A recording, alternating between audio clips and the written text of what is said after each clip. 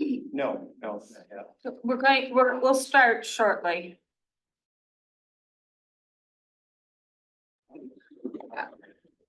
Hi Jay, what's up?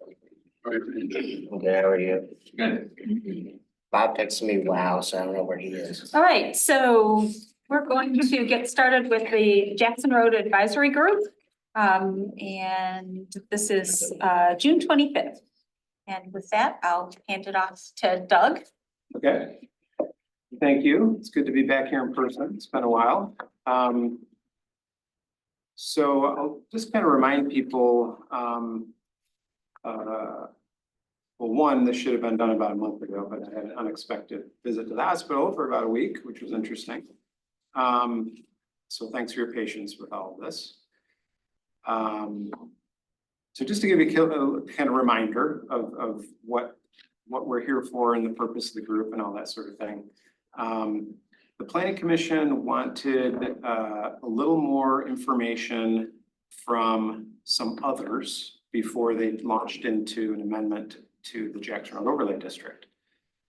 And so we assembled a group that consisted of Township Board member, which is Kathy, business person, Ryan, Jay representing the DDA, Jan on the Planning Commission. And we also had Kim from the Planning Commission, who unfortunately is not here right now. And Jillian, I believe, also was representing the Roads Committee or some other. And the board. Yeah, so maybe 2 board members, 2 Planning Commission, and some other folks. And DDA. And DDA.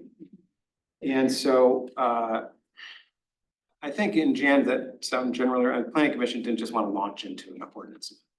And so we wanted a little more information from other folks about maybe some direction. The goal of this group was to come up with enough directions that the Planning Commission had some direction, I guess, sorry, you're saying word twice, to get going with their ordinance amendment. So we met twice, we talked about some of the background, I went over all the zoning, went over the master plan, went over a lot of the issues and tasks that we've gone through over the years on this, on the corridor. And then we talked a little bit about what people would like to see on the corridor and some of the concerns that we had. And so for this meeting, I've done a little summary of all those first 2 meetings, which I'm going to get to in a minute. And the idea is that we were going to meet a minimum of 3 times. And so this is the 3rd meeting. And if the group wants to continue to meet, of course, we could do that. But I was kind of hoping that we would help wrap this up today and get some kind of report, maybe similar to what I gave you, maybe a little more detail to the Planning Commission about kind of what this group has come up with. And I would like to do, at the end of today, I'd like to do a little preferencing exercise where I've started with the 5 or the 6 items that are in the report of kind of, strategies that we could pursue. And I'm guessing by the time we're done that we might have a few more. And then I'm going to give everybody some little sticky dots to vote. And you can all, and that will help us kind of maybe hone in on a few really important things. And how I'd like to do this, so right now we've got 6 items, which I'll talk about. And so I'm going to give it, let's say we just end up with 6. It might be 10, it might, whatever we end up with at the end of the day. Let's say it's just the 6, I'm going to give everybody 6 dots. I think all of these are good, and we could probably use all of these to begin to amend the whole Jackson Road zoning area. And so my thinking is that if you like them all, put a dot on each one, and we'll just treat them separately. If we have 6 dots and you really feel strongly about one of those, you can put all 6 of yours on one item if you want. And so then that's going to help guide us on what at least this group, so I can report back to the Planning Commission, felt are important as we go on. So that's kind of what I'm thinking today. And I know, Jan, we did have an agenda that Christie put together, and I think there was a public comment section. Oh, thanks. You know what? I didn't print it off. I know there's one member of the public here, and Yeah. and there might be some folks online, so maybe we could start before I get too deep into this.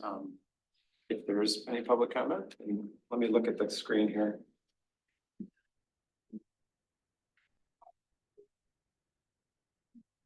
Been one of these a while, so. Yeah. Yeah, well, we can, I mean, if we can start, we know we have someone here, so you're good, all right. I'll pull up the agenda. It's down. I'm spoiled, having the agenda here. Oh, Right. yes, I see, Yeah. yeah. I don't think it's the inverse. No, I did not see any numbers. Yeah, it doesn't change it since you did it last, didn't they? Yeah. This is a totally different. That is very complex.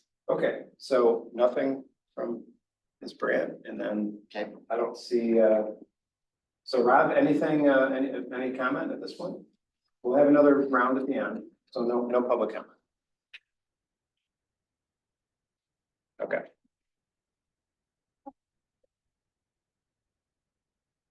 So Jan, we good? You want to keep on? Yep. Okay. Sorry about that. Now I have the agenda up. No problem. Okay, so I kind of went through what we talked about, and I just wanted to, I think some of the stuff is important. Hopefully you all had a chance to read this. But this is all important stuff, and so I kind of broke this down into big informational chunks. There's a lot more detail than this, but I think these are the kind of guiding ideas here. And so I started off saying, okay, what does the data say? So let's just talk about, this is what we went over in the first meeting. And I'm just going to quickly hit this. So one, there's a finite amount of sewer capacity. We all have to recognize that. The second item is that Jackson Road currently, according to the National Functional Classification maps, is classified as a principal arterial. It was planned, constructed, and built in a certain way. And we all have to recognize that. And it's in that certain way is really for automobile travel. And so there are some constraints based on the way the Jackson Road corridor is currently constructed with regard to pedestrians. Now, in crossing the road and things like that. Those can be overcome, but we just wanted to make sure that we all understand that, you know, Jackson Road is a certain way and it was constructed and planned that way. Along the Jackson Road corridor is about every land use that you can imagine. I mean, there's single family, there is industrial, there's office, there's of course retail and big box retail, and sometimes it's all right next to each other. So we've got a lot of stuff going on the corridor. You could say that it's currently a mixed use corridor. Very well as a mixed use corridor. Development opportunities are out there. But unless people are going to be tearing stuff down and rebuilding, which of course they do. You saw that with the suburban dealership, now called something else. Where they tore down, you know, the old industrial building and all the homes. So that of course that can happen. But most vacant property is more concentrated in the western part of the corridor, where some of these big projects can occur. If you look at kind of existing land use and aerial photographs, the eastern side of the corridor, there are opportunities, but not as much as in the western part of the corridor. So that's kind of what, you know, in my opinion, what the data says, you know, of what's out there currently. Are we looking at your map? Not yet. And we will. We'll go over. First page, yeah. Just looking at the just the background on what I provided you guys and trying to make this as brief as possible. So the next section is, what does the master plan say? So the master plan calls out the Jackson Road area as the Jackson Road sub area. It's a mixed use district. There's a lot of office, industrial, retail, a lot of things I just mentioned. a key issue that we've talked a lot about is that the Jackson Road sub-area indicates multifamily residential is acceptable if, for two things, this is specific to the master plan. If there's sewer capacity and if developed as part of a PUD. So just remember, we're talking about, we have been talking a little bit about encouraging multifamily or, higher density residential along the Jackson Road corridor. But right now, it's only possible as part of a mixed use plan of development. So it's not a use permitted by right. So the master plan doesn't say that, but you're getting that out of the J-Rod ordinance? Master plan does say that. The master plan doesn't say if there's sewer capacity to develop as part of PUD, but the J-Rod says that. Yeah, I'm pretty sure the master plan says that, maybe not. I Well, think what did you- we updated the master plan to allow for multifamily as a single use, though, in the last master plan. I think it's still gotta be part of a PUD, Yeah, I but think it it's is, a PUD. but it doesn't have to be mixed use. But J-Rod's, Yeah, sorry. I mean, yes, there's some specifics to the zoning as well. But I'm pretty sure that, I can check that. Would But- you repeat it again? So, but this is a key issue I know. because, Gotta hear it again. yeah, because right now. We don't, right now, just doing. A multiple family project in the Jackson Road corridor or a high density would have to be a planned unit development. according to J-Rod. Yeah, and it alludes to that in the master plan. I'll have to reread that. I'm not as masterful as you are with the master plan. I thoroughly admit that, but Yeah, that's fine. I looked at, because when I saw this leaped out to me, and I looked at Yeah. the master plan documents that you gave us, this future use plan within the J-Rod Yeah, no, lingo, but it doesn't, this J-Rod lingo, I'm sorry, Jackson Road sub area, it doesn't say anything about. So it's not permitted by right? no, it's not permitted by right. Yeah. But it's in a couple different places in the master plan and so in any event, I can check that to see Okay. what it says, but, the key is that it's not permitted by right. And so a developer, if you wanted to do a multifamily project or a higher density project on the Jackson Road corridor, you have to jump through a lot of hoops. So one of the questions, and we're gonna talk about that as we go here, is this something?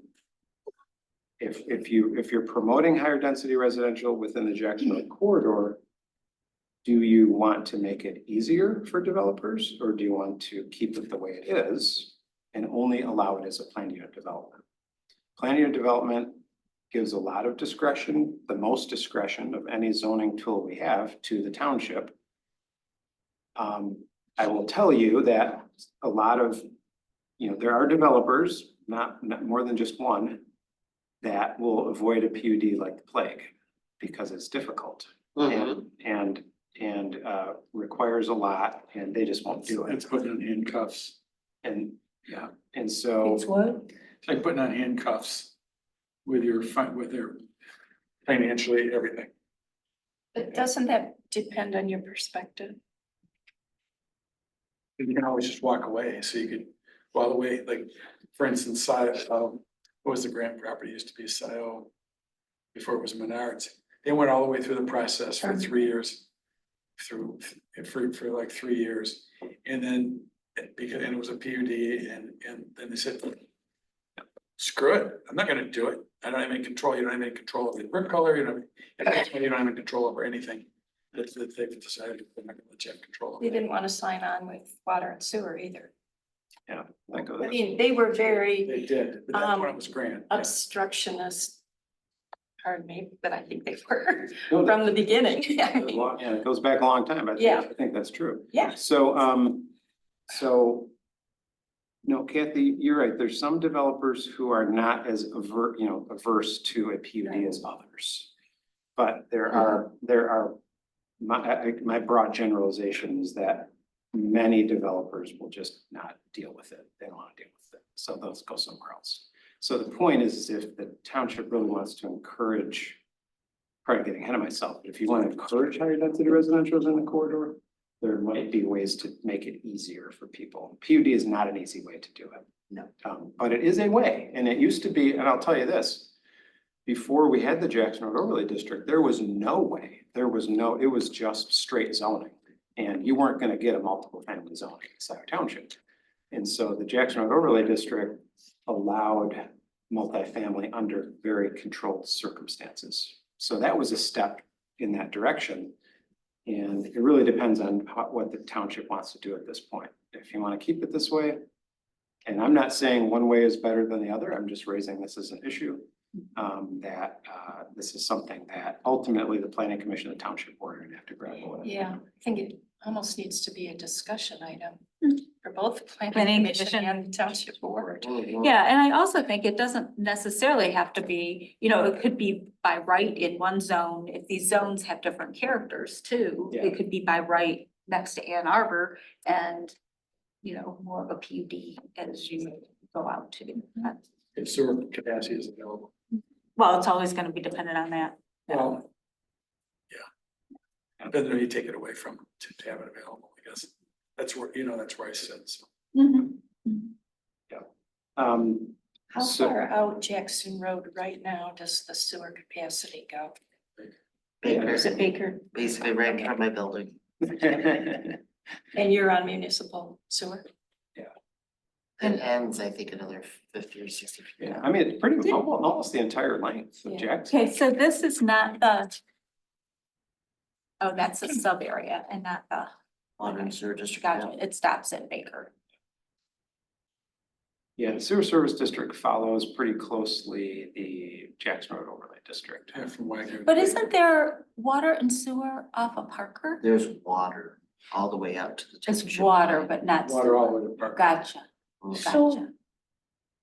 So, these projects like Heritage and the Sloan project that fell apart, it seemed to me that those developers were very interested in developing residential. Yes. And they were both they're both presented as PUD projects. What's the difference? Based on density, wasn't it? Based on a lot of land. And they had to do their own water supply, their own sewer systems. Anyway, Doug, you know more about it. Yeah, well, I don't know. Well, the biggest thing is that the master plan was redesigned to allow for that kind of density. But I suppose one of the caveats to that is that they could put more units on it with density in a large parcel of land. So there was more of an incentive for those developers, would you say, Doug? Yeah, and I would think that a larger development too has the capacity with its finances to deal with a PUD where a smaller development may not. See, a lot of that has to do with control, authority and control. And when you have your own sewer plant and your own community sewer plant, like those projects were scheduled to do, you need to have some authority and control, which sometimes just your regular agreements don't help. But with a PUD and condominium documents and so on and so on. My experience has been that's the seminars I've sat in, that's one of the reasons to do it. And that's why they're interested. That density. I'm sorry, they're interested in it because Interested in of doing a what? PUD because of density and authority control over, basically the township probably was interested in having. Township doesn't want to take over a sewage plant or No. or a water plant and assess the people for rebuilding it when it's done. Doug, the other difference is Big word. both those projects are in Gateway sub-area, they're not in Jackson Road. Correct, that's a little different. But the reason I brought them up is that the developers did not shy away from building out there Mm. under a PUD. Yes, there are certainly circumstances where a developer is willing to jump through all the hoops. Mhm. If they think they can get enough density, or if they think they can get a project, or in some cases, it's not. A PUD can be very good for everybody because it does allow a project that doesn't exactly follow the standards of the ordinance. That can be High very creative. density, open space. So maybe the setbacks aren't the same, maybe building heights aren't the same, maybe there's some, maybe. Oh, we can even talk about on Jackson Road, Yeah. Woodview Woodview Commons. Commons. Yeah. That's a PUD and that's all residential. And they got- And we have somebody looking at Parker and Jackson for residential. I mean, it's in early stages conceptual and all that, but I don't know if that's necessarily true, that they would not, but I meant taking you and Jay, you're Yeah, yeah. saying, you know, that these developers shy away from PUDs. Yeah, they do, not just in Scio, but kind of across the board. With the caveat is that if there's enough of a benefit for them, they will put up with it. Yeah, and Sure, and if there's Put enough, up with it. yeah, there's enough, if there's enough of a benefit for the developer, mhm. whether that's more units. That makes or- sense. It's gotta be business. And then they kind of say, okay, this process is gonna take a year longer than anything else I'm gonna go through. And they understand that, and they'll go through it, because the PUD process is, there's preliminary PUD, final PUD, there's at least 2 public hearings involved. It's a very long, arduous process. You know, you say that, but my experience, and it's little, my experience, it's been the developers. They get preliminary approval, then we don't hear from them Oh, for yeah, 6 yeah. months to a year. That happened with, Lithica, that happened with, Sometimes they have to get their financing. in order. Crossroads. They find out how, they figure out how difficult it is, they have to get their ducks in a row, they gotta get their financing in a row. They have to reevaluate their. They have to work with their And like if you're building a engineer. house, Kim, you're building a home, and you've halfway through the home, you decide you want to change the brick color. Not with certain PUD. But that would be a minor change. It's not in the PUD, it can be, they can tell you no. But- Can. but- No, I'm saying if they wanted to change a brick color, that would be a minor change and it wouldn't have to go through a public hearing and all That's right, that. but they can also tell, the planning commission can also tell you no. But Yeah. aside You're from, giving up, yeah, yeah. giving up your authority and control, and they, Yeah, aside from that, don't want to get caught in those. Unbeknownst to a Brick. lot of people, we want to work with developers. They're not that's the why they're work knocking, man. that's why they're knocking down your door. But we do want to like guide it a bit. And I think Well, makes sense. to be fair, recently we have governing had body. planning commission meetings with 3 or 4 agenda items on them with public hearings, so. Enough demand, yeah. There's give and take. But Kim, I will say again, your observation is correct. In that, in many cases, the developer is their own worst enemy. And true. we don't hear from them. You're right. Sometimes we don't hear from them for 8 months. I mean, I think with Crossroads, it was they could get his financing, rates went up like that and, he's had to deal with that, so. I mean, I get it, but I've not seen us stopping progress. I mean, unless you're talking about like the KFC property where we're talking about potential. How long did it take to get how long did it take to get a project through Scio Township? If you. Doug, how long goes did it take fast? my project? You through mean site by right? township? By right? Yeah, so a by right use, probably 4 months, Yes. 4 or 5 months. Usually. Yeah, a special. I would say 4 to 6. You make all your deadlines, A, yes. a special land use adds a public hearing plus another, you have to get planning commission, township board, and back to the planning commission. So yeah, at least 3 more months. So you're probably, let's say 4 months to 7 months for a special land use. A PUD is probably a year. And that's if you're doing, in Kim's, I'm just saying, in Kim's I example. think a year and a half and you're doing well. Yeah, I mean, if you- Lithia was gone for a Year and a half, you're year, doing well, over a probably 2 year. years. but okay, let's forget about They that for a had minute. If they were follow-through. pushing. At the end, they were pushing. Yeah, but I'm just saying, if you get a developer, Here's a every year. once in a while you get a developer who pushes and they meet their deadlines. So I'm giving you best case scenario. So best case scenario, 4 to 6 months for a regular site plan, Mm-hmm. probably 8 months for a special land, 6 to 8 months for a special land Mhm. use. Probably up to a year for a PUD. And that's what I mean about a developer sees PUD, they have to get a shovel in the ground and they're thinking, I have to wait they do they'll figure out the length of time and they'll say, this is gonna take me a year. I have some time. I've seen with a shopping list. I have time and money. Without Township, and if the developer says yes, every time you say, I want this, they say yes, you can get through. But if you resist at all, When we say yes, no, when the developer developer says says, you say, yes. gee, I want you to make this change. Send them back, that can take up to another month. sure. Even if they say yes, But, you know, when you say, gee, I want some EV charging stations, and they go, you know, it's not required. You go, well, we're gonna table you. Boom, there goes a month, you miss a deadline, there's another month, and you're off to the races. So And I've been what that, I've happens been that is guy. we, You said, when I said, no, you can't make me do it, and you said, and you were like, oh yeah, we can extort that from you. so my experience on the planning commission has been that we do ask for those things. And sometimes it's happening less now because people are getting it about sustainability. But it used to be, what the hell are you asking for? I mean, I could just read it in the voices and the faces. But now, you know, and a good example, Crossroads. He was like, oh, no, that's in the future. And they're starting to sell EVs. He's like, that's no, that's in the future. And then you were there. It is in the We future. had It a, is we in had the a future. planning meeting with him, not a, but his cohort was like, no, that's right now. Remember that when we met with him for Wasn't pre-app his- meeting? wasn't You know what, the, the grid can't handle it right now, so. wasn't the applicant, But I'm just saying, So it is in the future. the applicant's answer to EV charging, I believe, was he had 210 regular outlets throughout his parking.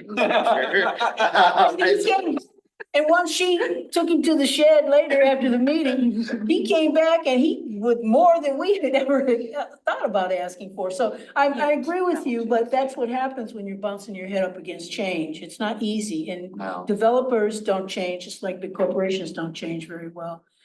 But I would not be in favor of getting rid of the PUD.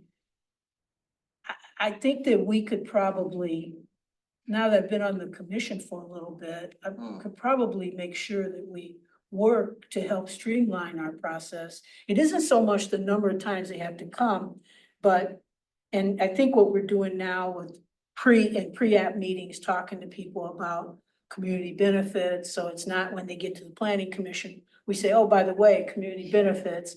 There's a couple other things that you're doing in your pre-app meetings, to help further things along. I can't think of them right now. Talk about public benefit. You're trying to Yeah, incorporate it. but there was something else that you guys are doing now. I can't think of it in I haven't been to one in a while, so.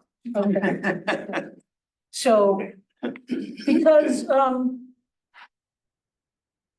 if you're saying that the only way that a multifamily residence could come about on Jackson Road is through a PUD. Yes. Well, let's take that at face value for right now.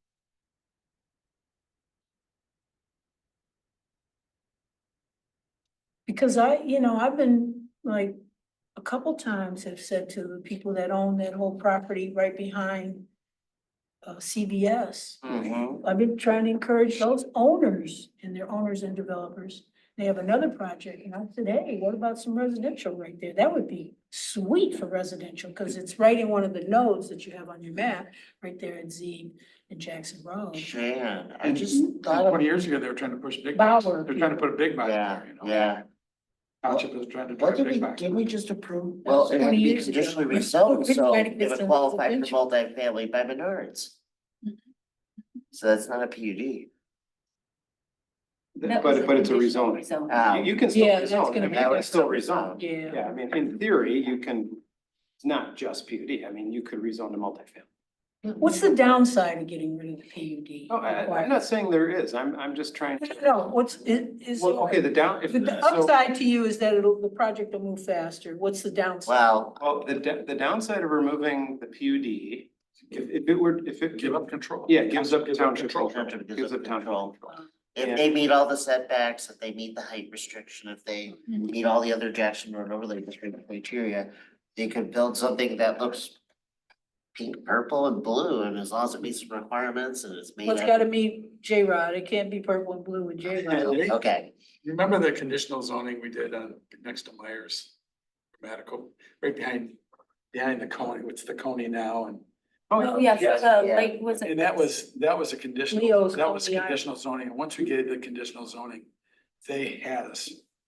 They had us, I mean, they did whatever they wanted to do, because then they had the right to do it, Oh. and that was set up to be a mixed use, wasn't it originally? Yeah, and it is. Yeah. it was. It'll finally be mixed use now. Were there Bill problems? Conlon came in with that, you gotta, then you got a conditional zoning, boom, sold it. Every time you say, gee, we don't want you to, they say, well, you got the right to do it, see ya. Yeah, but so that can happen. The conditional rezoning, I like to say is like PUD light. Because it's a rezoning, but there's conditions on the rezoning. Where a straight rezoning, you can do anything in the district, anything that's permitted. Conditional rezoning, the applicant says, I will only do these 5 uses or 4 uses. And then they can add stuff. They can add like additional landscaping, they can add green technologies, who knows what. They can add that to sweeten the deal to get a rezoning. And it's not as difficult as a PUD, but it's another tool. Condition, so it's, The problem with the conditional zoning is like, I don't know what they're gonna do. They say, we can do these. It always feels like we do the rezone and then see you later. You get to do what you wanna do. If there's no PUD and you do it by right, my understanding is, they say, no, I'm not doing charging stations. Unless it's in the ordinance. well, kind of sort. But so I think there's, one thing that a PUD does is it gives you, you can look at it from a qualitative standpoint, which a by right development you can't. I mean, if it meets the criteria, it's good to go. Where a PUD, you have more discussion about the qualitative, whether it's placemaking or, the open space piece, how they're the land, there's some other things that we could probably do in the ordinances to help with the qualitative piece, but yeah. It's much more of a negotiation, and the developers who buy into it understand that. They understand that they're gonna be negotiating with the township. And that there has to be public benefit, and that could be a whole bunch of stuff, that can be a really. But then you have to also say is, if you have by right for, industrial and commercial and all that. That's by right, and you wanna encourage residential, then you're really hampering the residential piece because of. Cause they have to do a PUD and the commercial doesn't. I'd love to see it all go by right. Maybe we'd be selling out property in the township like crazy, I think. Cause then they know, then they can come and look at they have expectations, they come, they read the ordinance, they have expectations of what they can do, they can do it. But there is a way that you could do it. Let's say you did more form-based, like we were talking about, which is one of those, expanding the mixed use form over use. Then you're starting to look more at the configuration, and then you just say, uses that you can't do are storage and that type of thing. But if the form fits and you have certain setbacks or landscaping, or maybe you have to have some sort of placemaking attribute, as a part of that zoning, you could speed up the process and still have some qualitative pieces along with it. So there might be, a happy medium there that could improve the qualitative and still speed up or make it, or streamline the process. Not sure what I mean, but does this mean that the planning commission gets out their red pen and marks up your plan and says, that's what I want? Cause that's when I first came to planning commission. That's what was going on. Oh, no. I've never no. done that. I was there. Long time I was ago. there. No, I would, Okay. no, I think it would be, well, There was a couple generations. And it does matter who's on the planning commission, as I Yeah. said to you, you asked me about. And that's why we have the ordinances. Rules. Yeah. Yeah. Doug, one of my concerns is, and we've talked about this before, if we expand the options in the Jackson Road overlay district to allow for higher density and more flexible zoning, we have sewer capacity in that area. But what happens to our rural areas where we do say in our master plan that we want to preserve, a goal is to preserve the semi-rural character in Scio Township? And what if developers want to come in and offer their development with an on-site community wastewater sewer system and a community well? I mean, it's like, how do we prevent that, or how do we make that more? How is that difficult? relevant to Jackson Road? Because one of the advantages that we discussed potentially for the Jackson Road, or for increasing density in Jackson Road, was that we would continue to preserve the outlying areas. We had that I'm not discussion. buying that, but Well, the we talked reason about that it as a we, group. I know we did, but I think Jay said he didn't buy that. I didn't say anything. I'm not, that's not, But the because if rural- developers want to go somewhere else, they're gonna go somewhere else. Rural but- urban concept in Scio has always been. Well, It's- there, it's the- I mean, there are but a couple Can I things. just finish? you can- It's the water system that prevents the growth in the. It's in the sewer. rural- Sewer. Sewer, I'm sorry, the sewer system that prevents growth Water's easy. in the. But rural we areas. Yeah, have that works. people expressing a potential desire to expand Mhm. the sewer capacity. And then you don't change the master plan to allow more density in those other areas, which was done, so. But that's. Or that's- actually So- reduce the density, take Well- away the density bonuses. So on the PUDs, I Yeah, tried to address Which I your, want, I really do Yeah. think would be I helpful. tried to address your, we're gonna hit that. Okay. That's one of the bullet points. And let's hit that let's get that when we get to it. So I'm not advocating for eliminating it as a PUD, multifamily, by the way. But I just hear from people that perhaps encouraging residential on the corridor is not a bad thing. And if you want to encourage it, then maybe requiring a PUD isn't necessarily the way to go. Or as Jan said, maybe there's some hybrid that we can adjust something to make certain areas a little easier and certain areas a little more difficult. You know, planning, zoning ordinances, I always say are kind of like dials. And when I give the planning commission an ordinance, those dials can be turned, whether it's 5 acre, 2 acre, 1 acre, 10-foot buffer, 20-foot buffer, 30-foot buffer. I'll give you guys a template and then we figure out how we turn those dials. And, maybe the dials in this case it's really easy for multifamily towards Ann Arbor and it's really difficult for multifamily towards Lima Township. I'm just making that, I'm just saying that, but, so I'm not advocating one way or the other, but maybe there's a middle ground that we can work on. So, so now moving on to. Can I ask you this? Yeah. So as I understood it from the day one getting on the planning commission, you had explained to us that we've been pretty successful at preventing rural traveling in the rural areas because of our policy that we have of no density in rural areas. But from what I'm hearing from Kathy is that that may not be enough. That's Is what that I'm hearing. what we're saying? That's what I'm hearing as well. That there's concern that it could leak into the outside of the sewer service district. Which we're gonna talk about. That it'd be hard to leak to a certain degree, but it could happen. Well, it did happen. Because we changed the master plan. Yeah, the allowed master more plan. Density So along. the master plan changed, and under very specific circumstances, it changed. So I guess representing DDA, my biggest comment is, as far as by right, PUD, residential, my feeling about residential in Jackson Boulevard is that there are people, and I'll say it again, I've said it before, there are property owners on the boulevard that are being taxed on the property, being told they have sewer rights and they have water rights. And they have, drivability, driving access to and from their property. It's like if you took the road away, the property value goes down. If you take the sewer away, their property value goes down. So to me, it's very important.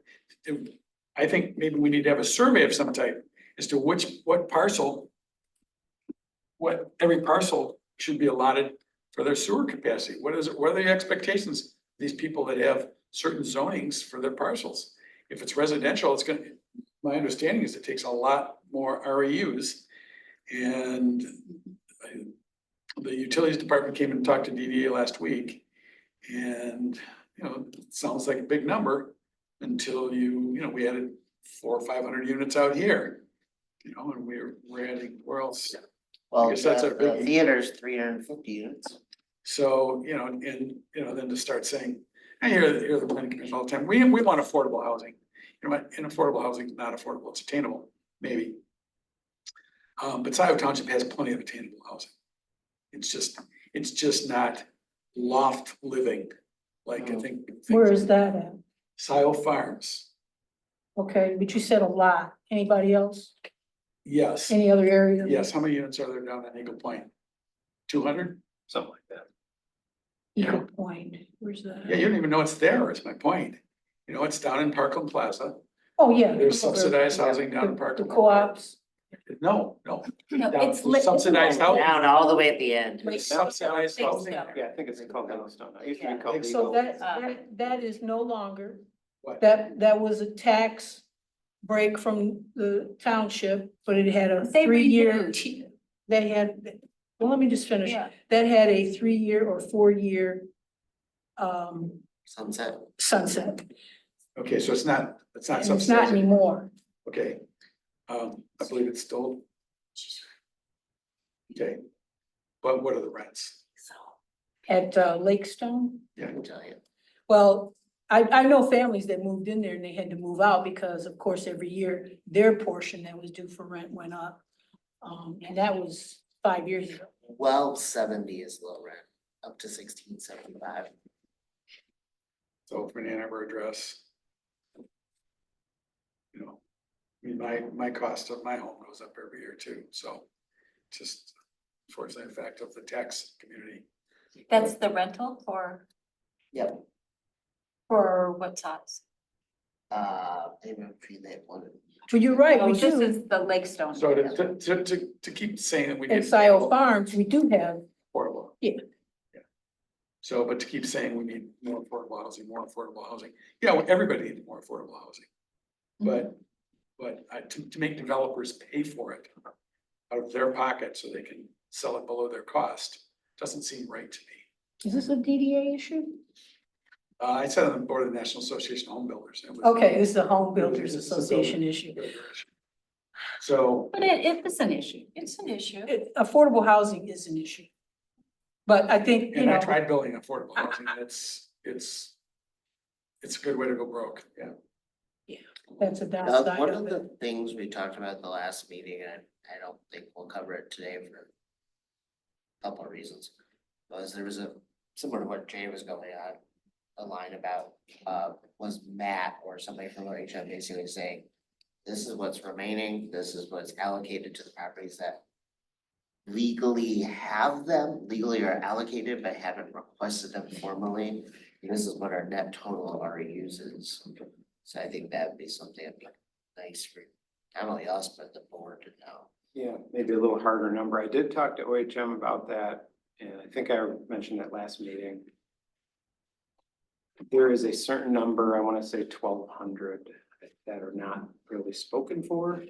And so that would be about 2 more big big multifamily projects. And then the township's pretty much getting close to being tapped out. So that's it. So with the planning commission, just so you know, Jay, we've been talking about with regard to affordable housing.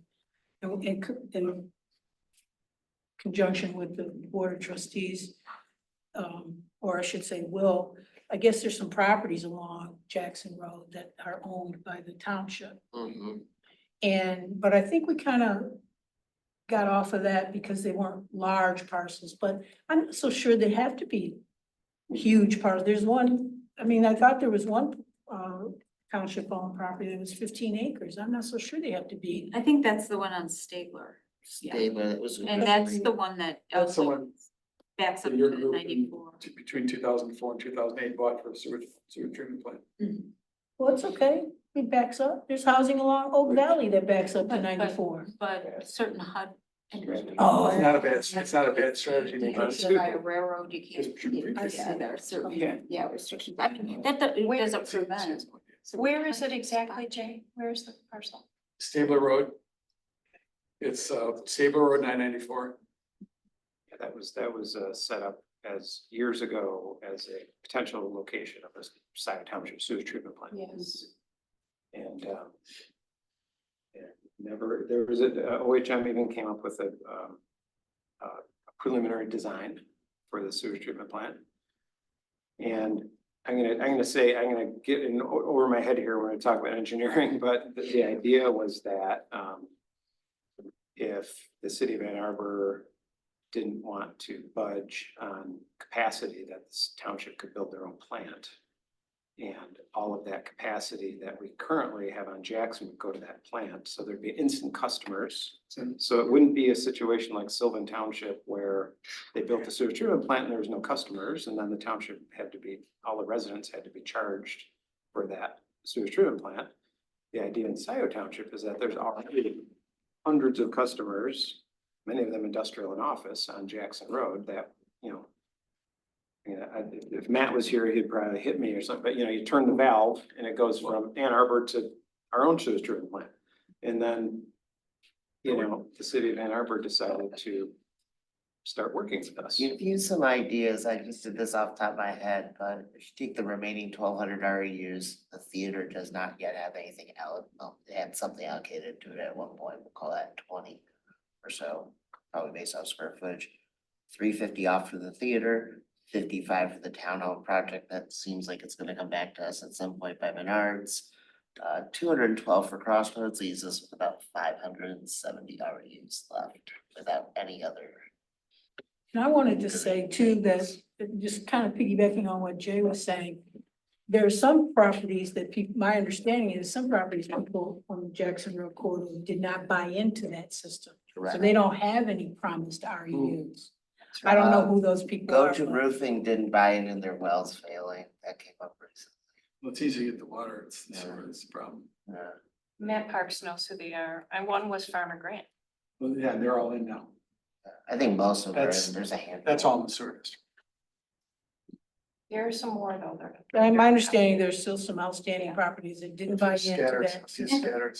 And I'd also want to say that, thinking about zoning, it takes a very long time to transform. I mean, how long has it taken, to get Jackson Road to the point that it's at now? As opposed to what it was, 20 years ago or something like that, 25 years ago?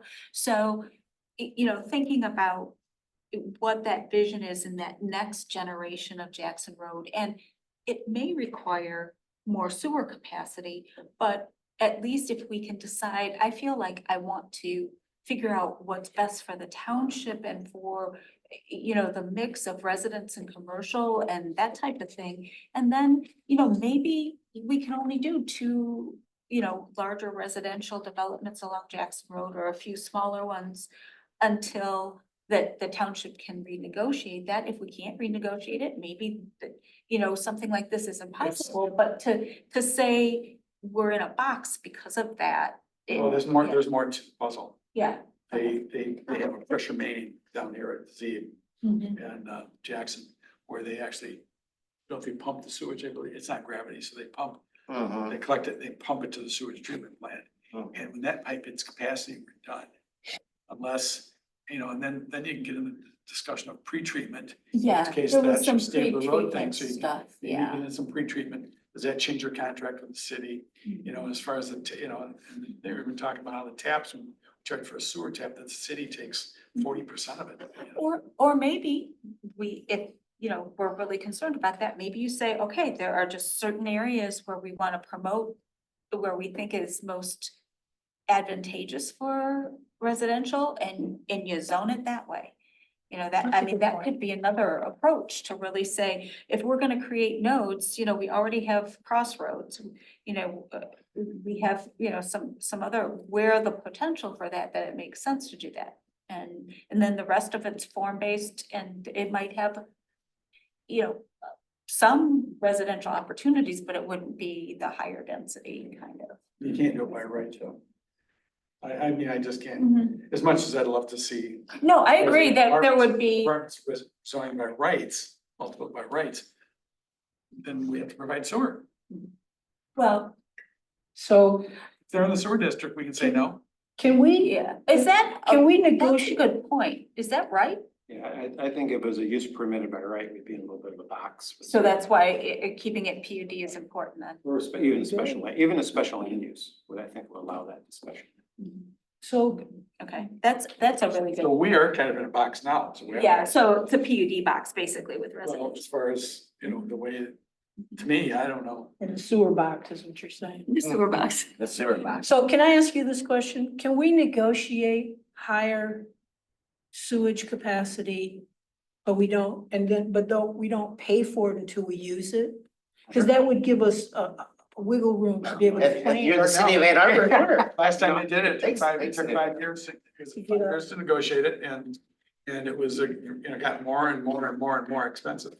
Hmm. So to me, I mean, it almost like, can you have a two-tiered, one, if your main's not big enough, you gotta increase the size of the main. And then what they do is they charge you for the improvements because of their capacity, they charge you for the improvements to their plant.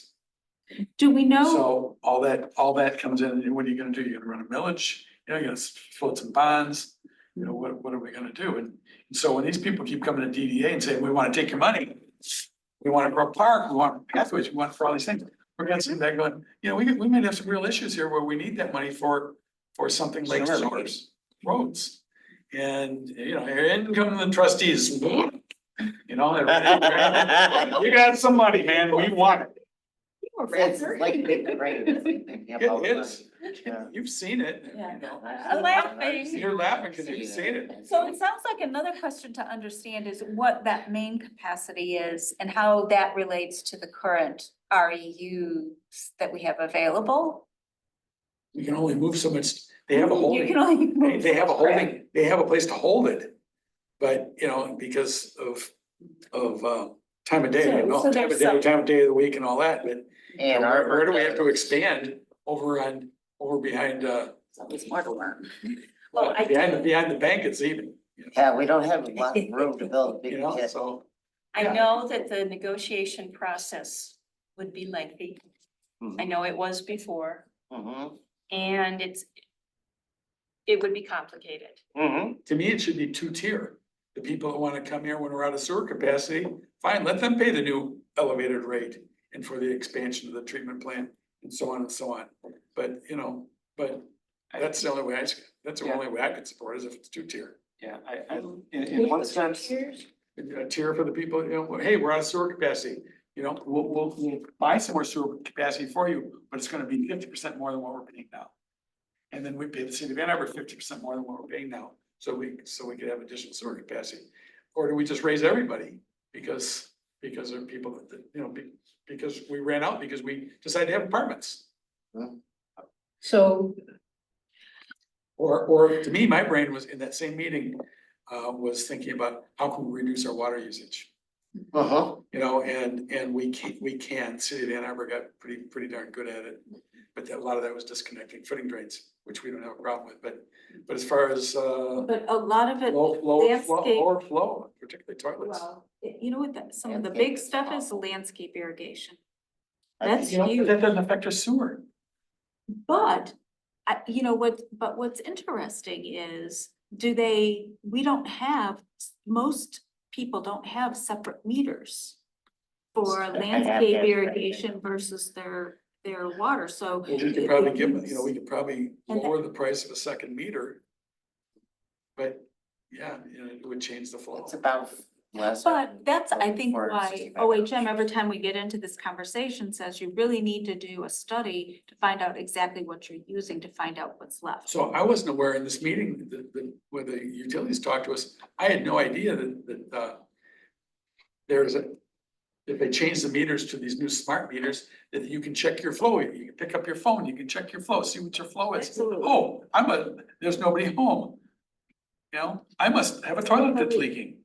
We found in Ann Arbor, because a lot of people haven't joined that system, Hmm. and like, we were doing benchmarking and we said, you gotta look at this particular building because something's wrong. And they did, and in fact, they'd had a leak for over 6 months. See, now I have. And because it wasn't until because they only get a bill quarterly, that they realized that something was up. 40 years ago, I had a warehouse where McDonald's is on State Boulevard now. And my landlord got a bill in 1 month, it was $500 and all that was in there was one toilet. And we, you know, it was Lincoln, we didn't know it. And I mean, I remember. 'Cause it was- Anyway, we're digressing. We're in the weeds here, too deep. So what I'm hearing, is that, you know, Kathy had mentioned about renegotiating with the city, and that's a long right? Long process, arduous, long process. Jan had mentioned that I think what you said is we don't want to necessarily be constrained by some of these current, you know, sewer capacity. Yes, it's a huge issue. If we are going to constrain ourselves to nothing new, then we're pretty much looking at the first option, make no changes. So we're kind of, or do we want to recognize that we might be able to make some of these changes and still move forward with some changes to the corridor that might make some of these ideas easier while still recognizing that there's sewer issues and understanding that probably within the next 3 or 4 years, there will probably be a new sewer contract between the city and the township. If it takes 5 years, they need to start getting on it. Yeah. Without board trustees. So that's kind of where, you know, if the sewer issue is gonna constrain us, then we're looking at the first option here. Just leave it the way it is and let's just move on with, you know, get on with it. But if we're comfortable with trying to accommodate some of these issues and some of these, residential, things like that, then I think we have to look at the future of, you know, a new contract and things like that, that could happen. And maybe that is I don't mean to put any thoughts in your heads, but maybe that's a reason to keep it as a PUD so that we can look at some of these individually instead of use by right kind of Let me situation. throw out a crazy idea. This is probably both good and bad for a lot of reasons. Obviously, we have an election coming up shortly. And that's going to dictate likely at least the next 4 years in the township. The question might better be posed in a short period of time to whomever is elected. What their thoughts are on the matter. Obviously, they're not in office yet, but we will know who it is because of the way the race is going to work. Because I think if we make a decision now and somebody gets elected and says, I want to do one, or a group gets elected and they say, we want to do 3, 4, 5. Okay, Brian, can you seems, speak up a little, cause So, I can't hear you. yeah, no, my thinking was, it might make sense for a couple of reasons. I don't want to keep pushing this off, but look at option 1, look at a mix of the other options, but really ask the people once they get elected, whomever that group ultimately is, what they think, because they and the planning commission are going to have to work together to implement it. I don't know. Am I working backwards instead of No, I think forwards? you're working in the right direction. That was when I pulled this stuff out and started looking at it again today. What were you suggesting? I'd almost suggest a meeting in basically, let's call it 30 days, with whomever is the candidate elect for supervisor, treasurer, and the 4 trustees. That won't be until no, They would be unofficially permanently elected, but at least they could provide their feedback for what they would like to accomplish on the board. That's what I thought when I looked at it. I think it would be the most practical thing to do because otherwise we come up with a mandate that while the planning commission can carry forward because of the staggered terms and sort of the cohesive element of it, the new board might be, You could ask, yeah. could be entirely new-ish people. at I least don't new have to- a lot of faith that anything could happen with that 30-day group. But it sounds like, I don't know either, but it was an idea that I Well, thought. I of. think it's reasonable because first of all, some of the people running have very little or no planning Experience with experience. Yeah, And that'll be There's, interesting. I mean, yeah, there's a whole foundation that needs to be Yeah. set. So We we need had that a hard happen. time getting. I also don't want to extend this process out. No, You will it's have a not, lot of education to do is what I'm saying. Yeah, Well, that's Well- And I defer to Kim too, because I agree with you on the same token. So this 6-point list you have here on the wall, it's not a 1 or 2 or 3 or 4. Okay, so we could leave things as is, make no changes. And go forward with how we want to see. No, we need to work with the board about dealing with the sewage contract. I just think that's long term. I mean, we on the planning commission have been talking about the sewer contract since I've been on the planning commission, which is now almost 5 years, and now it's just the planning commission talking about it, but there's the board, Mr. Mr. Reiser. Reiser, the board rep on it. And I know he's been concerned about it because every time we talk about it, our consultants say, engineers say, oh yeah, we got a lot. We have 1,200 REUs. We got plenty.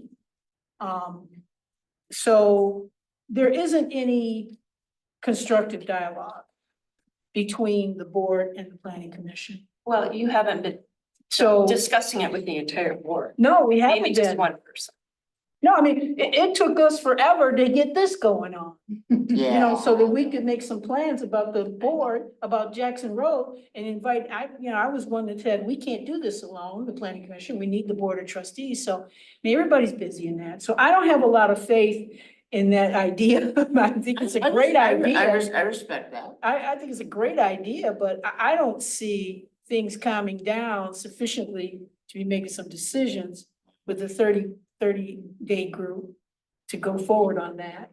But I guess my leaning is to leave things as they are, and the commission continue to try to reach out to the board once people get in place and say, this is what we want to do, and we can think of ways to best to do that, to communicate.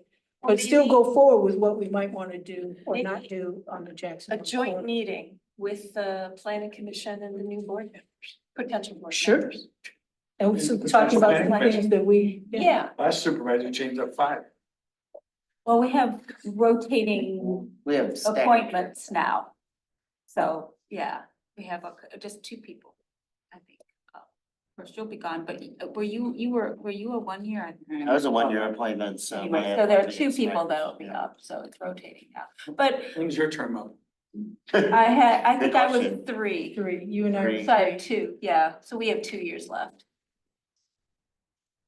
But I think, How did you change? Oh, I know. That's how we changed 5 at once.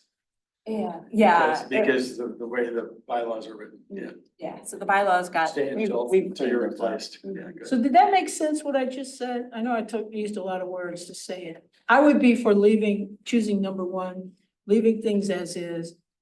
With a Short term. plan to work with short term, to plan to work with the board to try to get some decisions and pushing some stuff to start on their end. Yeah, I guess I would say, okay, not to make no changes, but to take what we've discussed here, these different things, knowing that these are the issues that we've identified, and say we need to work with you to, kind of pull together a basic direction on. Not that, because we're gonna have. Well, I Yeah. guess I should edit it. Make no changes to the PUD requirement At this time. Gotcha. at this Yes, time. time. I didn't mean not to make any changes of anything on considering Yes. Jackson. And what do you think? Leave the committee in place or start over? Well, I think we need to leave this You mean committee. this Yes. committee I think we need to leave this committee in place for now? because. Poor Jay, he goes. It's like, oh, another meeting. I mean, Well, yeah, when they changed everything 5 resolved planning anyway. commissioners, I mean, they could have at least maybe kept, Well, Jan and More I two. are gonna be here. yeah, that's good. We're gonna be here and we're on this committee. And I'll be here. And So, Ryan- yeah, Ryan, Dual. Sure thing. DEA and planning commission. I mean, the. The only reason I'm Jay, saying you're is gonna the be here. energy it took to Maybe put this group until it gets together. lost. End of January. Is when everybody's turn on the DDA. Oh, and the DDA. So let me ask Mine you this, is- Jay. is up. Mine too. We felt Why they did I'll that see it you was guys, I won't be important, here. we felt it was important for the BOT and the DDA and the planning commission to be on this committee. What say Uh-huh. you? Oh, yeah, Bob Stites didn't want to do it. He's president and just asked me if I'd do it because. Yeah. No, but I mean, do you think it's important? Oh, that- yeah, are you kidding? Okay, well, I'm sorry, you gotta be here then, man. But trustees can do whatever they want, so I mean. Well, I think it's important too. And, you know, I wish others thought it was equally as important, but, you know, we'll see. And I think there are board members who feel it's important. Mhm. Just, Doug, I have one question for you. Tom Covert told me a long time ago that the word on the street was Scio was not gonna develop until they had more rooftops. Or what? More Rooftops, rooftops, meaning more residential. more residential. We have, the You know, so balance isn't there. We're not gonna get, so, yeah, Tom, we're looking for commercial. He goes, but you're not gonna get any till you have more rooftops. So we got the 500 going in, or 450 going in out here. Well, We've got more out here, more out here. So you may see a transition where there's more commercial and more need for commercial, even though people are buying More online. more online, not. So not- I mean, commercial can still go forward. My point in asking that we do this was that we kept talking about it at the planning commission level. Sure. And we were going in circles talking about it. And I finally said, let's either do something or stop talking about How it. do you feel? Because I can't talk about things forever and not do something. So I'm curious how you feel about Tom's comment on that. About the, yeah, the. And that was probably 4 or 5 years ago. Yeah, I think, And then I saw it kind of happen. I think that's kind of old thinking. I'm Okay. not sure that's still Okay. valid. That's why I asked. Yeah. See, Doug won't give his opinion unless you ask for it. You know, he's really good at that. And I think the residential idea is in lieu of. All those things are still in place for commercial Well, to come in if- and do their If thing. it comes to sewer capacity, it would be in lieu of. Well, that's not something that we're promoting. Well, I think the other thing that is sort of, you know, when I look at Jackson Road, just because of the zoning and that zoning, what to me is making it more flexible with having more of the form-based piece really is appealing, because like having someone what was that, the florist who had to come in and get a Conditional conditional use. use to use 10% of their space for retail. Just, It doesn't make silly. sense. yeah. You know, so to have, you know, have more flexibility in the corridor, I think is really, really important, because. I agree. And not, you know, stop the storage uses and some of those other things, yes, but, you know, more flexibility for different types of retail and what Homes did with their stuff and, you know, Sam Hill and, you know, some creative things are happening. See, my 2 cents were this on storage issues is, if you don't want them to store it outside, you need to provide. But which do we have? Well, you know, They there's wouldn't tell certain us. suitable properties, particularly like those that are not in the sewer district.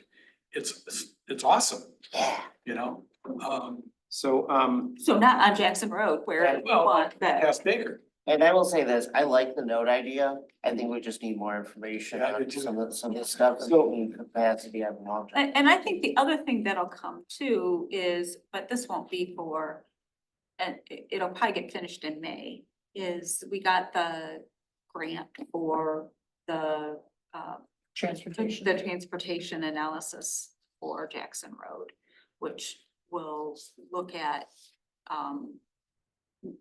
the SEMCOG has some tools now that you can use for, you know, they say it's like complete streets, but, there's a way to dial it for, you know, if it's downtown Ann Arbor versus, you know, an arterial. And, you know, what is the balance between, and looking at crosswalks, locations and so forth, because we were talking about, you know, adding, you know, the bus stops, and I was talking with Alpha House.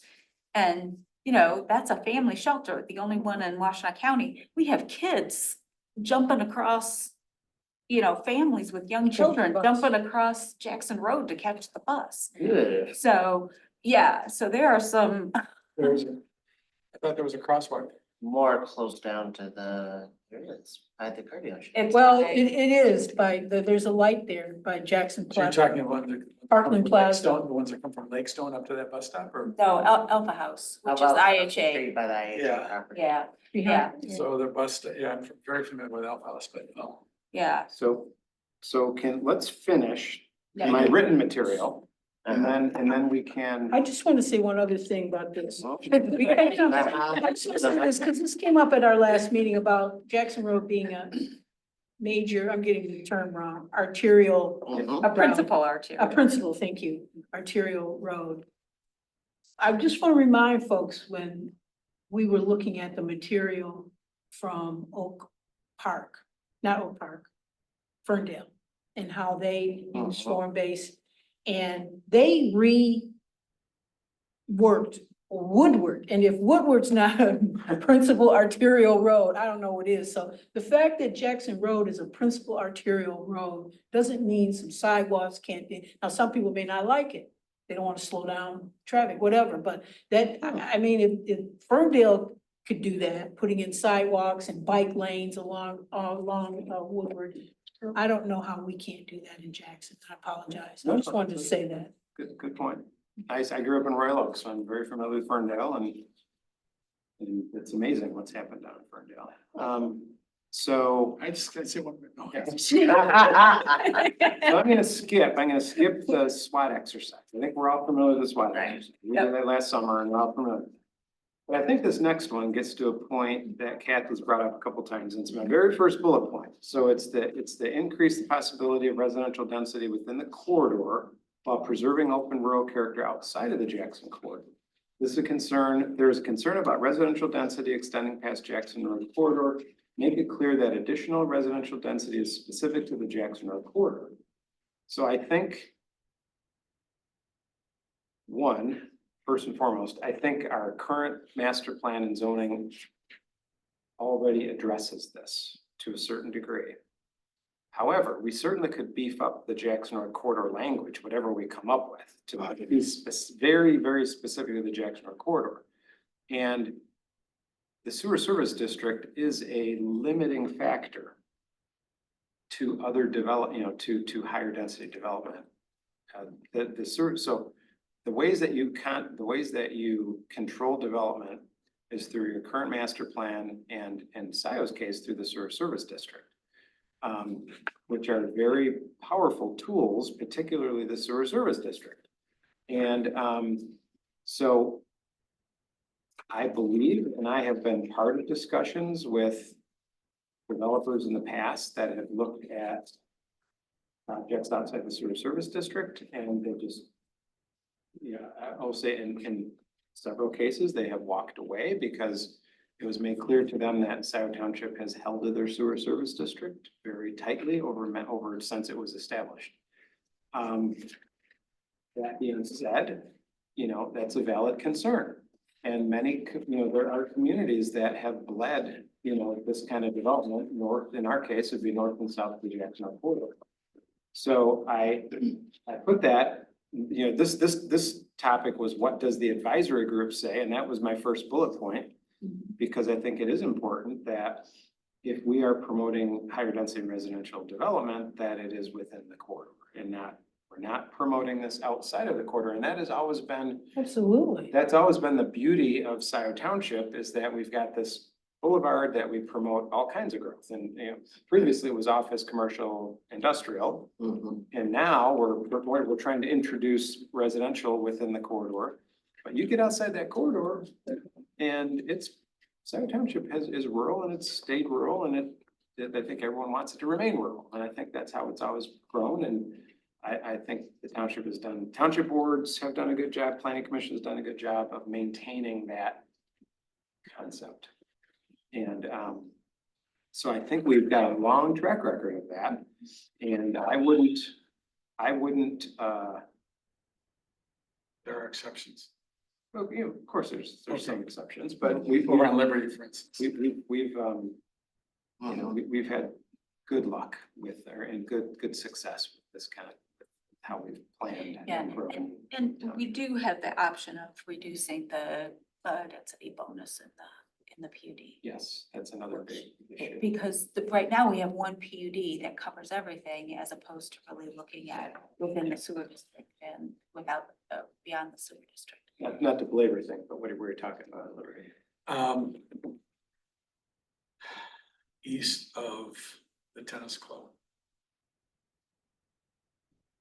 What happened? I'm behind the absolute title. Oh, that Between whole apartment complex? 994 condominiums, absolute title, tennis club, Self-storage, Scio Ridge. self-storage. self-storage, cement plant, asphalt plant, What am I- whatever it is.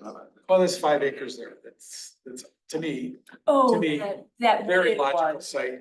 To me, it's probably the best site for multiples in Scio Township. Because it's on a bus line, it can be, it's suitable for bike riding to Ann Arbor, it's on the bike paths. Which one are you talking about? Yeah, I know, nobody knows it's there, but I did absolute title when it, you know where the Masonic Hall used to be? Mm-hmm. Yes. Yeah, the Masonic Hall, behind with the Masonic Hall is now it's, they've just been letting the Y and whoever use it for soccer fields for the last. But how does that? So it's behind the Well, building. That's up into Jackson. Is it behind Liberty?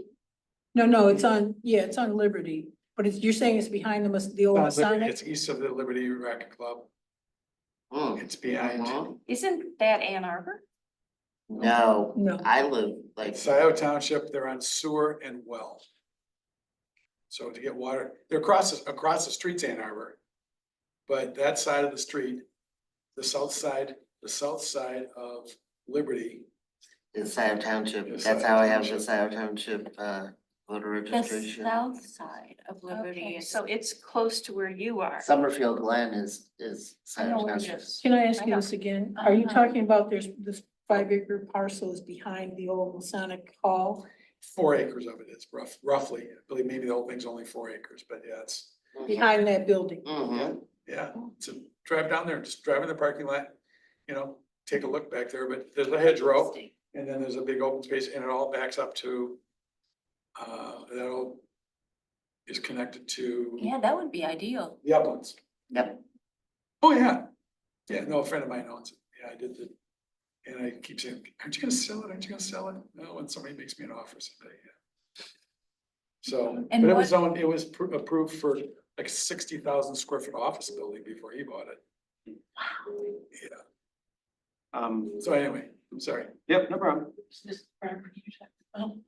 Okay, we still have a public comment too. that we Yeah, need to get to. I don't know what time is it. It's 6 o'clock It's almost. almost All there. right, so let's do one thing here before, there's a, This isn't. It's Liberty. Okay. so the rest of the items are kind of what we've been talking about today. We're talking about, you know, having flexibility. This is what does the advisory group say on page 2. Promoting this nodes concept.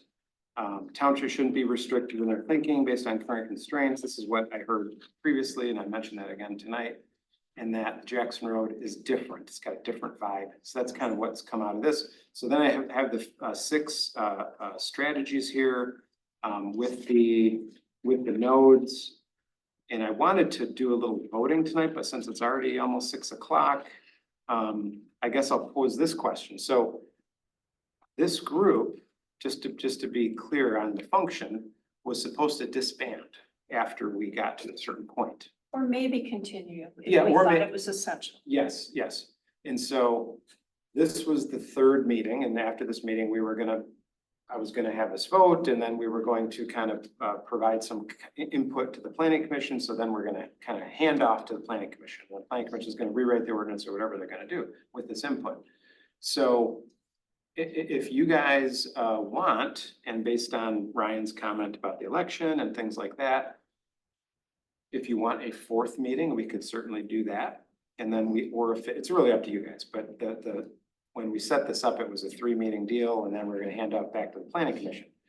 But based on what I'm hearing tonight, it sounds like maybe at least another meeting is in the Yeah. cards. I think we have some things down here now. That's fair.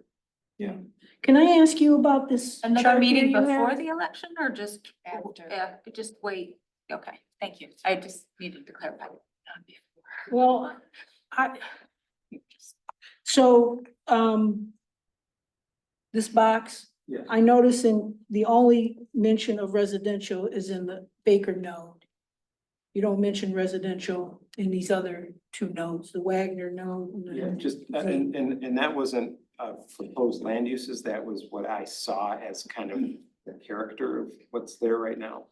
And in the the Baker node, I mentioned that because of the big development, big residential development that's happening south of it. But the Zeeb, Zeeb and Jackson, I just didn't mention residential because there's really no residential there. I was trying to come up with like, what is the character, if I'm driving through that part of the corridor, what am I seeing? So the question is there, to me, the question is there property that could be developed as residential? Cause Yes. part of, all of this, Sure. what we're about is trying to incorporate Yeah. mixed use or residential, not just use or commercial. We already got the commercial piece down.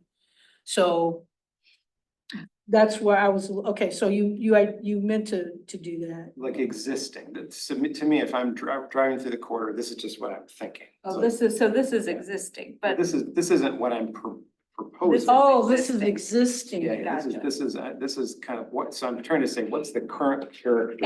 and I'm not sure that I would characterize Woodview Commons as high density residential, but I mean, it's higher than we've got, but. Yeah, for Scio Township, Yeah, it's, All those, How many- 500 units. Yeah, but it's how many How per many units? acre? 500. No, it 50 or was, something. I was like, you said 1,200. No. but how many units per acre? It was, There's a fair amount of open space. I don't know what it comes. yeah, it's a huge, but I think the units per acre it isn't as dense as what's being proposed at Crossroads. Well, 'Cause I that's- think it, to me, it's important, at least at this point, to call it high density residential because if our zoning ordinance would call this high, we can't, I wasn't comfortable coming up with. You know what, we should probably put a parenthesis and Yeah. put what the acre is, because high density residential means so many different Units things to per so many acre? people. Yeah. In I mean, Scio, it's- I think our highest is currently under the zoning, and I want to say it's 8 per acre, Uh-huh. maybe 10, I forget, but it's either 8 or 10 per acre.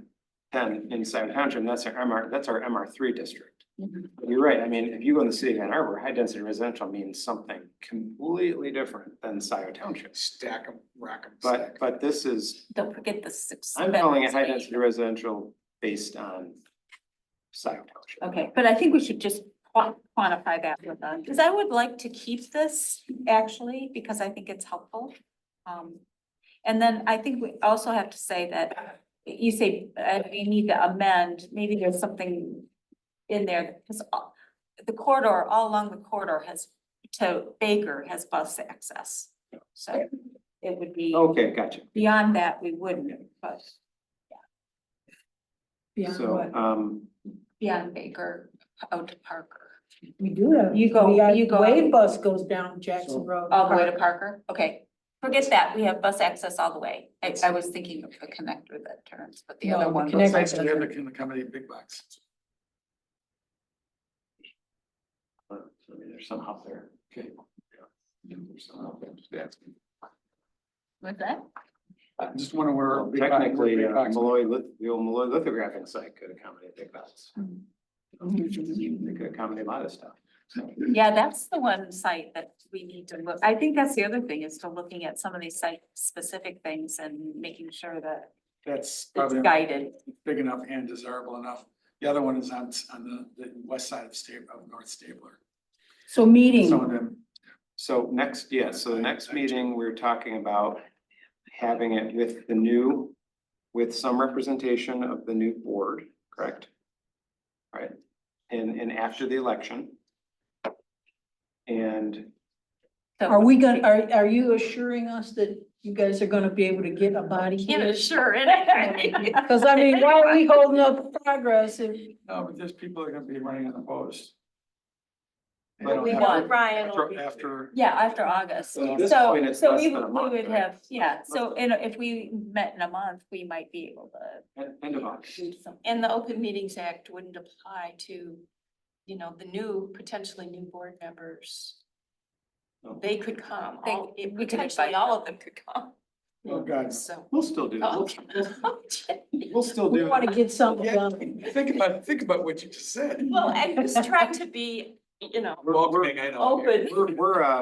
We're into, Or is not necessarily good, we're into the doing unless this it's M-O-O-R-E. based on open meetings act, so we're just gonna keep going. With that, it's easier. So then the purpose of that meeting would say, this is where we are, this is the summary, these are the key issues that we see. Do you see anything else? So it's more of a Overview, overview Yeah. and, you know, any Let's pick a date. insights or, yeah, and let them know that the idea is to, I keep coming back to this, the idea is eventually to hand this off to the planning commission. Yes. So- Yes. Thank you for reading. Pick a date and sneak up on it. All right, what date are we looking at? August? You looking at August date? It would have to be late August. Okay. I don't even have my calendar, so. I don't have mine either. 20, 21, What day of the week are you talking about, Jay? Monday, Tuesday, Wednesday, Thursday. Probably not Friday. Not Friday. I got, I was have something Friday. Yeah, I'm good. Well, Monday's, Yeah, I don't have the outside. second Monday is planning commission, Tuesday, second Tuesday of the month is a board meeting. So a non-planning commission Monday is fine. Is That would this the be the third? Yeah, the third. 12th or the 20, yeah, that's, that would be the 19th. I can't do the 12th. 19th. Is the I'm open on the 19th. same time again? That's not a planning commission date, right? No. Okay, so the 19th, everybody's okay with that? Yeah. Maybe, I think I am. Yeah, I gotta Okay. look at my calendar. And 4, 4:30. 4:30 or 4:30, okay. That's fine. If we need to make an evening meeting, is that an option too? I would think. Fine with me. Yeah, I could do that. Some people might want to do that. I don't know. Why do people want to do evenings? Oh, because they're working. Some people do work. Some people do work. Yes, I remember that when I worked. And if you guys don't mind, I'll get together with Jan on Yep. maybe a agenda for this meeting. Yes. Because I think it would be good to foundationally share where we're at. 100%. Okay. Should I mention this to the board at our next meeting? 100%. If you're interested, sure. Well, at least people might reserve it or. Yeah, I think it'd be They nice put to out- know that you've thought of that and that you Okay. want to get input from the new board members. Yeah. I mean, some people are up for reelection. Some Public people are gonna comment? be brand- Yep, so now so Public comment. turn it back over to you. You're good? All right. You can see it right in the He does have his hand. Okay. Thanks, I'm, Ryan. I'm doing this today. All I did right. not, I know you guys probably approved the minutes before I got We here. didn't. So Yeah, we I don't, did not have get a it. we copy don't of have, it. we don't. Okay. Rob, I think you can. we have the talk. recording. Thanks, Dan. Rob Pattinson, Scio Township resident. I sincerely appreciate the depth of the care and the depth of today's discussion. I would submit that it might take more than one more meeting. Jackson Road, and thank you, Doug, for creating the J-Rod. Jackson Road is really the spine of Scio Township. And this care and discussion that you're having, and what you send back to the planning commission is going to establish policy for a long time to come. Mhm. Doug, I could imagine you creating another committee like this where you discuss the PUD public benefit policies and procedures so that developers coming in know what to expect. Currently, we don't have that. We've been talking about that for a year or two, but maybe after the J-Rod is established, maybe working on the public benefit aspect would be helpful.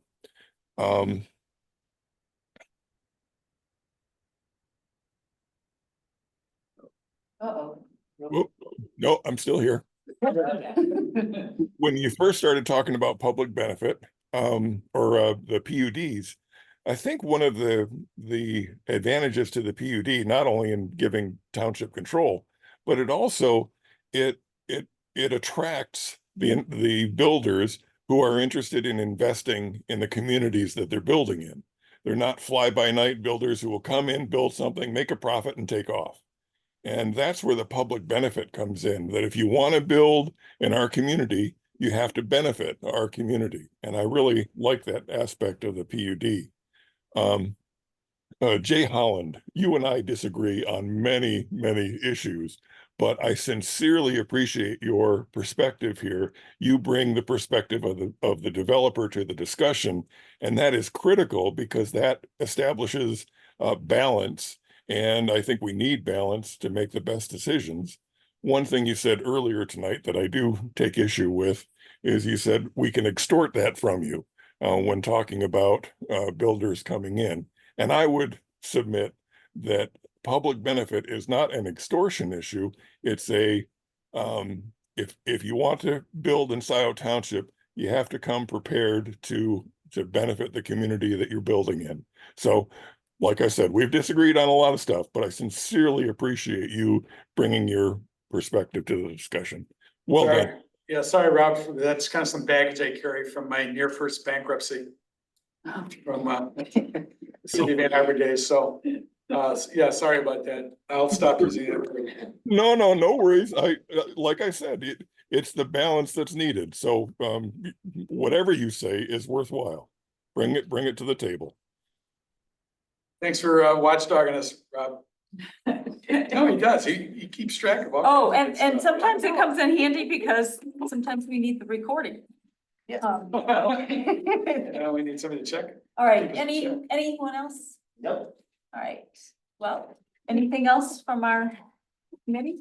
Nope. With that, then, Move to adjourn. Okay, all those in favor, please say aye. Aye. Any opposed? All right, thank you very much. Did that require a second? Yeah, we kind of had one. Okay. Jay. Robert's Rules of Order. I used to just go meeting